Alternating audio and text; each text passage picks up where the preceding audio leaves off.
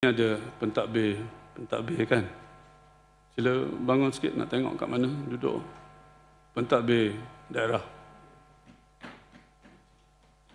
Sebab ucapan saya ni nak tuju khas kepada pentadbir-pentadbir.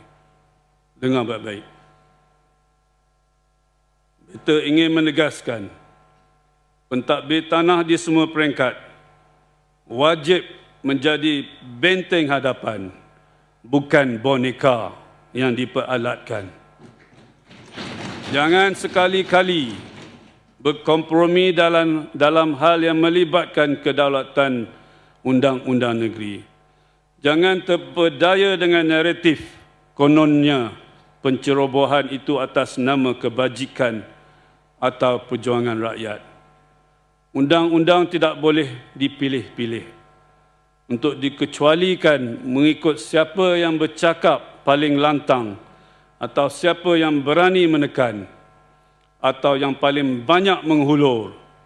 Pentadbir tanah sepatutnya menjadi perisai negeri daripada sebarang pencerobohan dan salah laku, bukan menjadi pelindung kepada perbuatan terlarang yang dihalalkan dengan alasan retorik.